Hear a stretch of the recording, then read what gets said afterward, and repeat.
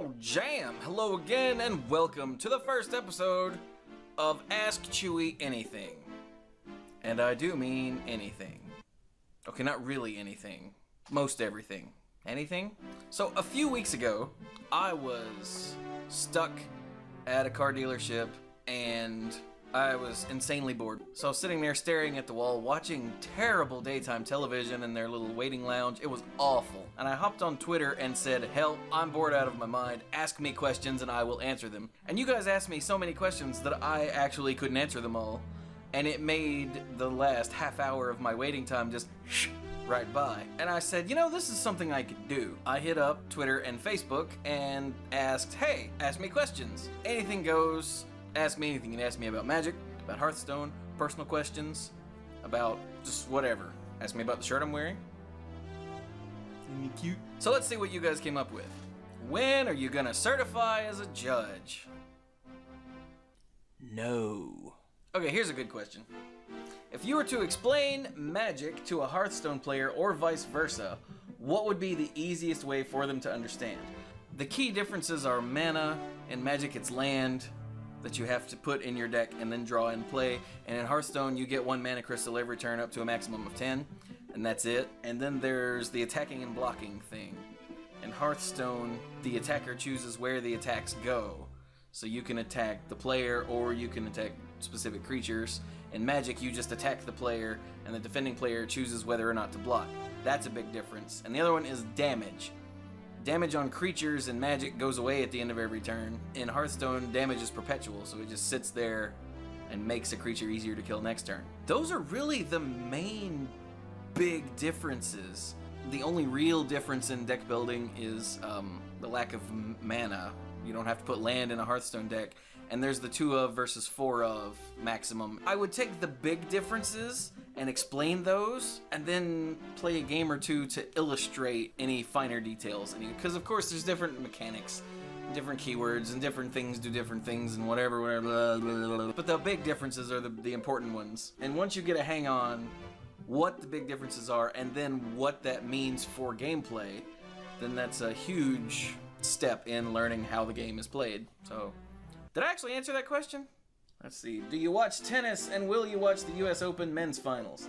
Well, I think that was last weekend, so no. Tennis is one of those weird things like golf and baseball. Tennis, golf, and baseball are things that if I'm visiting the parents and the old man is watching one of those, I will get sucked in and just...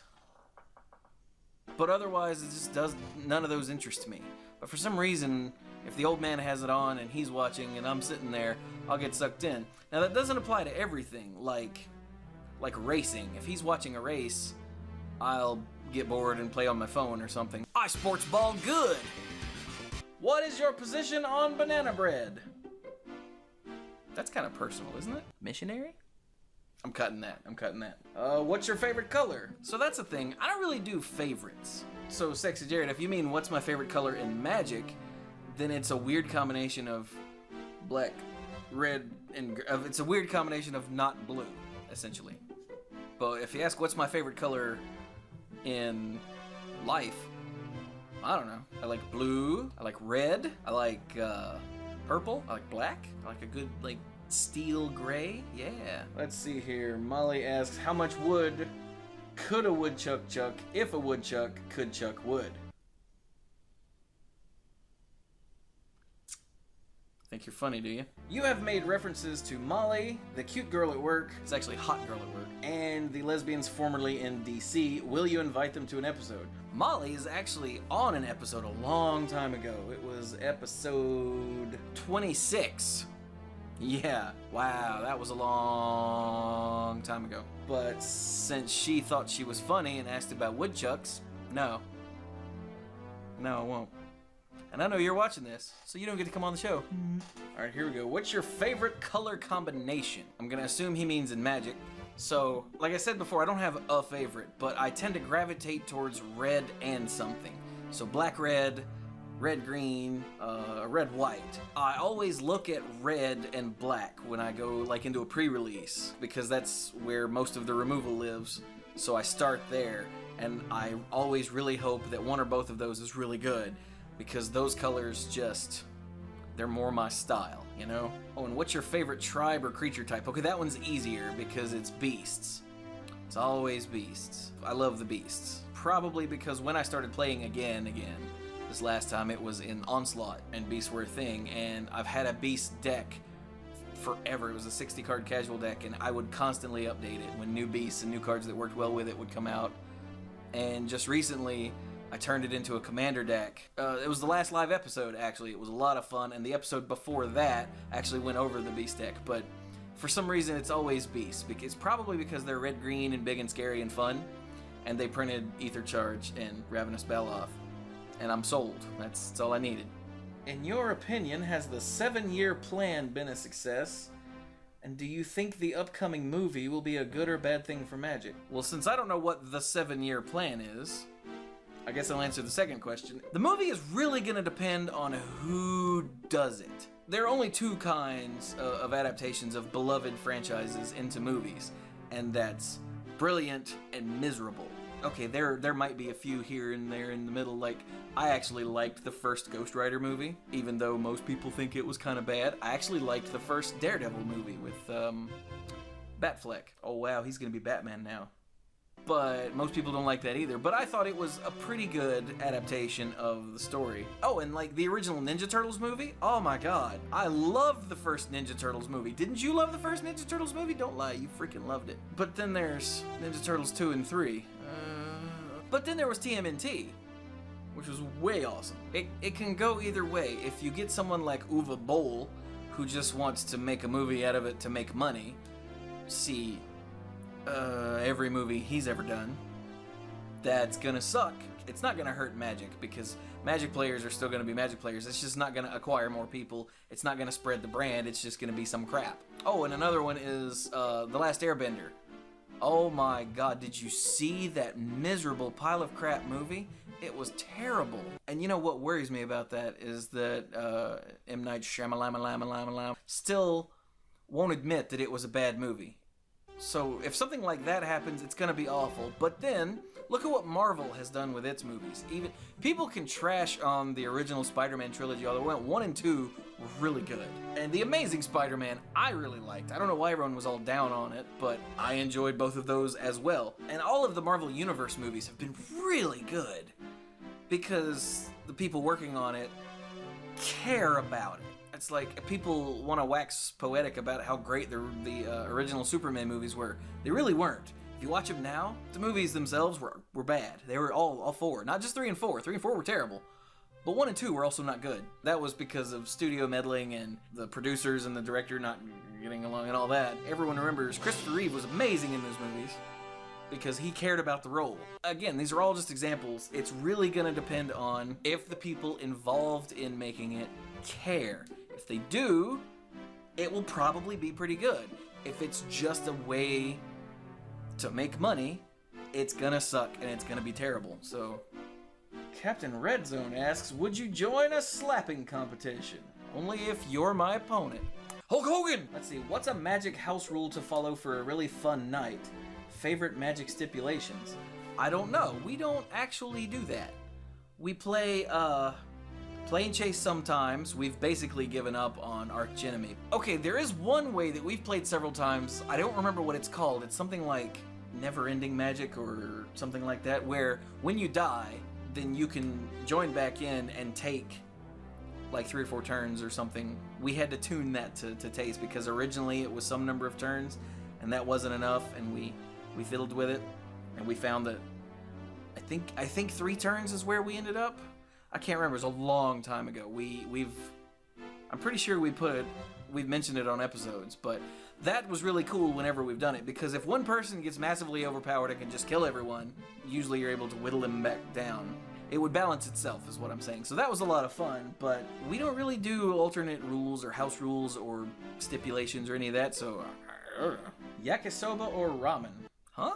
Michael Kohara asks, I love the April 1st episodes of the podcast. When's the next one coming out? Huh?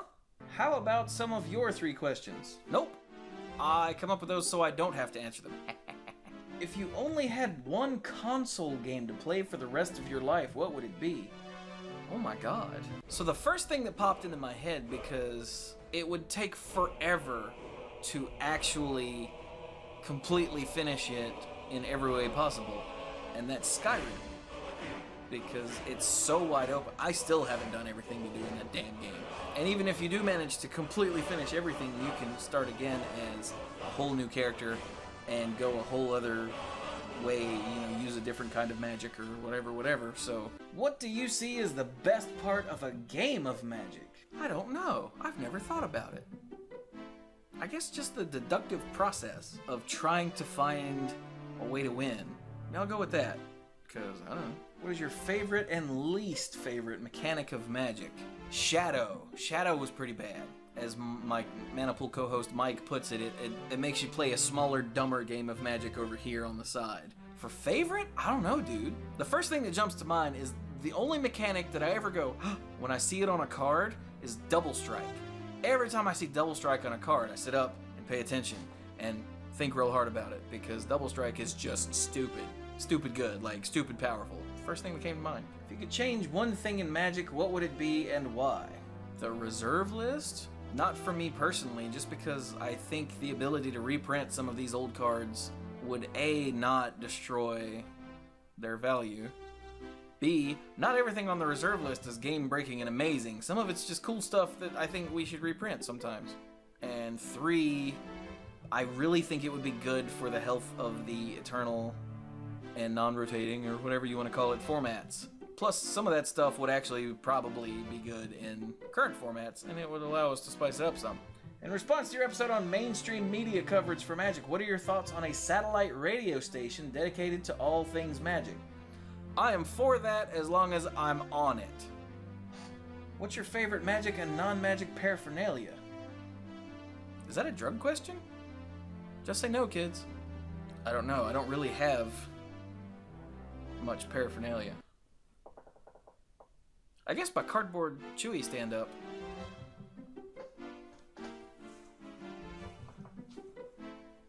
He's probably the thing I've had the longest that I've gotten the most use out of over the years. And now he's in all my Let's Play videos standing behind me, so... For Magic paraphernalia? I don't know. Manapool sleeves? Like, I don't know. It's weird. Like, my relationship with Magic is a strange thing, because I love talking about it, and I love playing it on the rare occasions I get to. And I think about Magic a lot. It's really kind of creepy. But I don't have magic-y stuff, really. Does that make sense?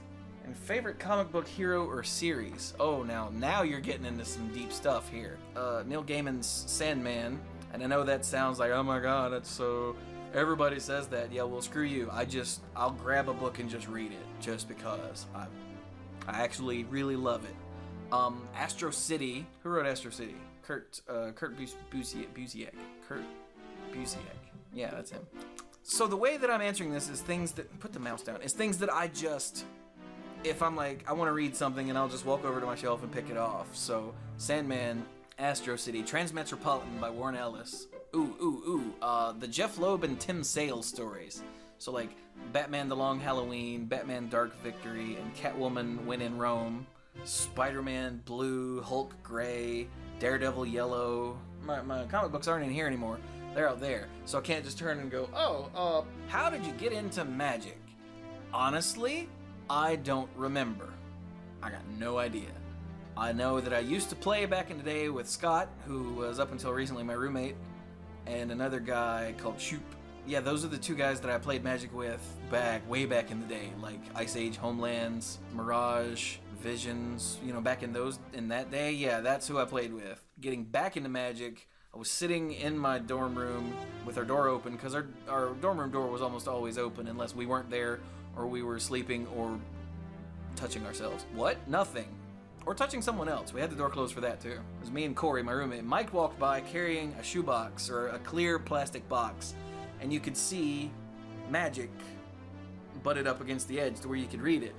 And we were like, whoa, come here. And he's like, what? We're like, is that Magic? He's like, yeah. We're like, holy crap, people still play Magic? And he was like, yeah.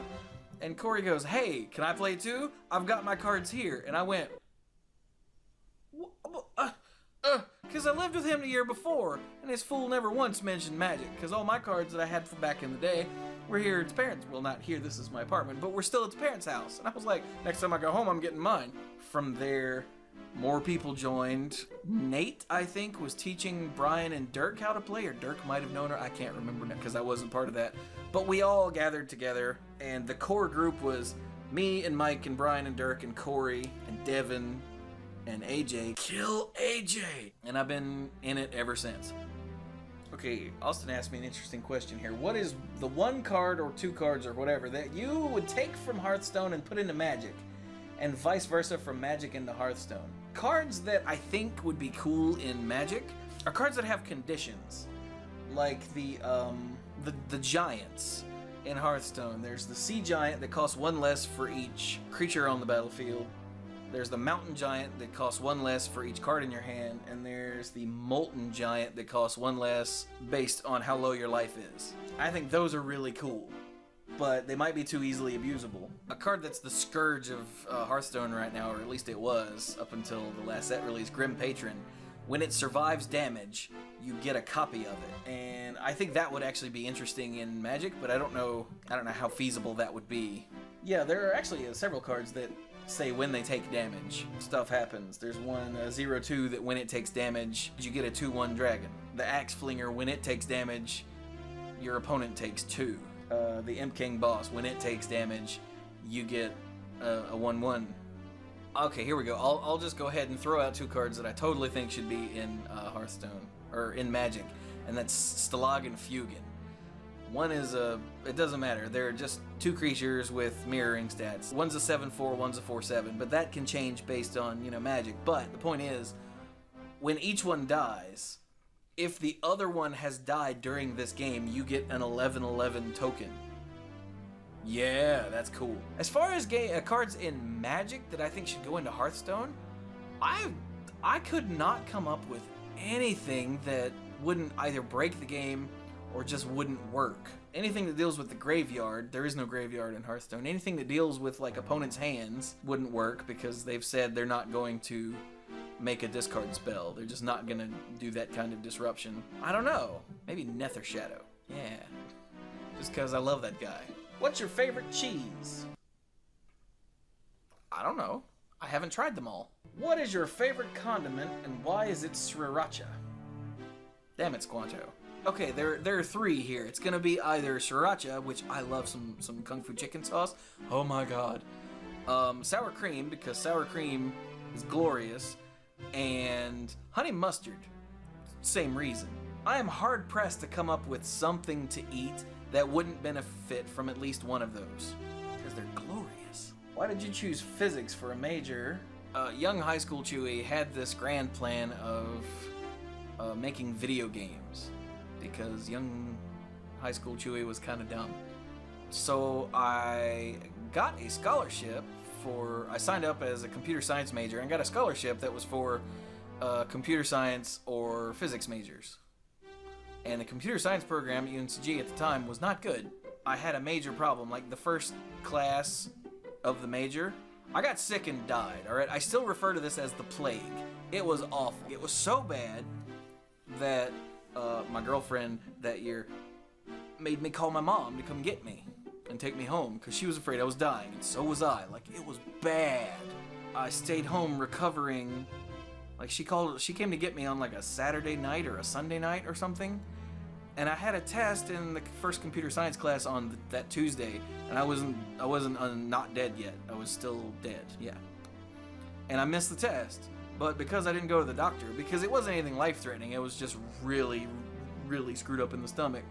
I didn't have a doctor's note or any of that, and she wouldn't let me make it up, which means that I have effectively failed this class now. And I can't do that. And I wasn't happy. It wasn't for me. So I had options of either go somewhere else with a different computer science program and lose the scholarship, or go into something completely different and lose the scholarship, or sidestep into physics. And I've always loved asking why. Why does that happen? Why does that work? What causes these things to act like they do? And I took physics in high school and I loved it. So I was like, huh. Turns out it was a better fit for me. Have you considered moving to another state? Not really, no. Like, I don't want to leave, like, everyone I know is right here. Like, all my friends and family. And I really don't want to lose that, because having people to interact with is big for me. While it might seem like I'm outgoing and whatnot, if I were to go somewhere else where I didn't know anybody, I would just stay at home, and it would suck. So, if a puddle is stagnant for more than a week, what types of bacteria can we assume now live in that puddle? The kind that you don't go in and play with. What's wrong with you? Stay out of stagnant puddles. Didn't your mother teach you that? Did my mother teach me that? Somebody taught me that. Let's see here. Would you rather fight one Cluze-sized duck or 20 duck-sized Cluzes? So Cluze, for those that don't know, is one of my co-hosts on Monday Night Magic. He's one of the hosts of the Card Advantage podcast, and he is an astrophysicist.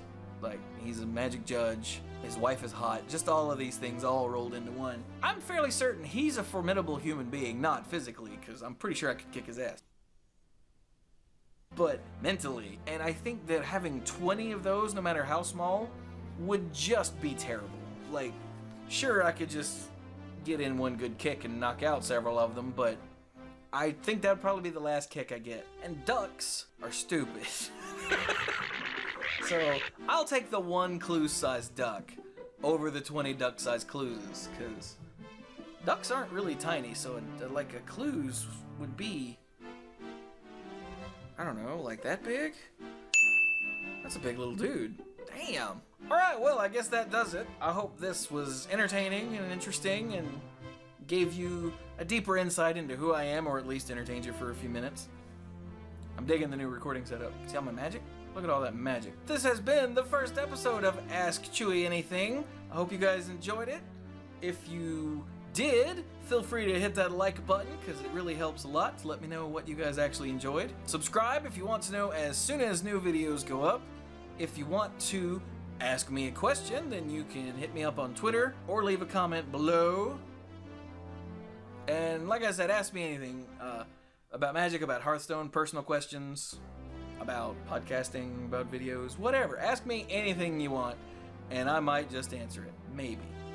And if it's a dumb question, hey, I'll make fun of you. Hey. And of course, if you want to help support what I do with all the video creation and the podcasting, and eventually going to events and asking 3 questions and that sort of thing, by all means, check out my Patreon. Every little bit helps, and I really do appreciate it, you guys. It helps me continue doing this for you. And yeah, I hope you enjoyed it. So, thank you all so very much for watching, and I'm not playing a game. I don't know how to end this. Bye. Rune's word. Word. Rune's word. That's an O. Squeeze me. You want to look at the art and try that again?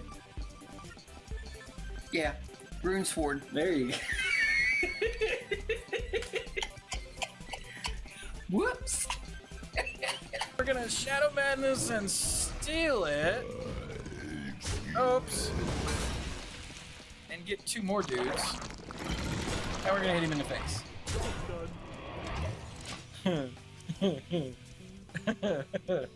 Anyway.